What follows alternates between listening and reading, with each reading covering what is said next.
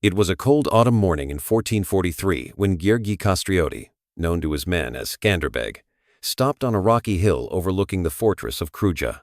The icy wind lashed his face, carrying with it the scent of damp earth and fallen leaves. His eyes, deep and piercing like those of an eagle, scanned the horizon. He wore a burnished iron cuirass, marked by years of battles, and a red cloak that billowed like a banner of blood against the leaden sky. In his hand, he gripped the sword his father, Gjergj Kastrioti, had left him, an unadorned weapon, yet forged from the strongest steel of the Albanian mountains. Scanderbeg was not just a warrior, he was a symbol. Born in 1405 into a noble Albanian family, he had been torn from his homeland as a child and sent as a hostage to the court of Sultan Murad II. There, in Edirne, he was raised as a janissary, an elite soldier of the Ottoman Empire. He learned the art of war from the finest Turkish masters, earning the name Iskander Bey Lord Alexander for his courage and cunning. But his heart had never forgotten the hills of Kruja, the songs of the shepherds, the sound of the church bells that his father had once protected. That day, on the 28th of November, 1443, everything changed.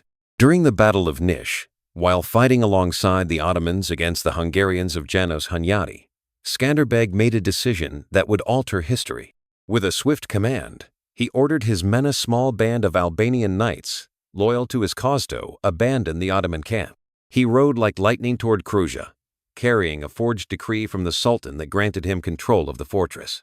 When the gates opened and the unsuspecting Ottoman governor, Hizir Bey, welcomed him with a smile, Scanderbeg did not hesitate. His sword flashed through the air, and the Turks' blood stained the courtyard stones. Kruja was Albanian once more. From that moment on, Scanderbeg became the leader of a desperate resistance. He united the Albanian princes under the banner of the black double-headed eagle on a red field, the symbol of his family. Men like Leke Dukagjini, lord of the northern lands, and Vrana Konti, his most trusted general, swore loyalty to the cause. But it was not easy. The Ottoman Empire was an unstoppable war machine, and Murad II did not tolerate rebellion. In 1444, the Sultan sent an army of tens of thousands to crush the apostate. Scanderbeg, with barely 10,000 warriors, faced them in the gorges of Torviol. The battle was a glorious massacre. Scanderbeg positioned his men among the rocks and trees, using the mountainous terrain to his advantage. When the Ottomans advanced, confident in their numerical superiority, they fell into an ambush. Albanian arrows rained down like a storm, and the lances of Scanderbeg's knights pierced through enemy ranks. By the end of the day, the field was littered with Turkish corpses, and Scanderbeg's name thundered through the valleys. The following years were a succession of battles. In 1450, Murad II besieged Kruja with an army of 100,000 men. Scanderbeg, with only a few thousand defenders, held out for months.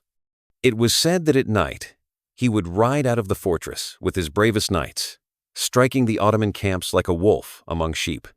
His tall and imposing figure, with chestnut hair falling over his shoulders and a well-groomed beard framing a face marked by war, became the stuff of legend.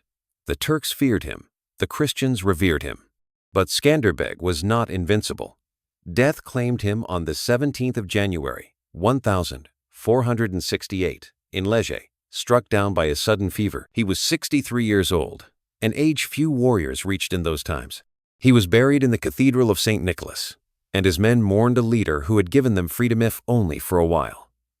After his death, the Ottomans conquered Albania, but his spirit never died.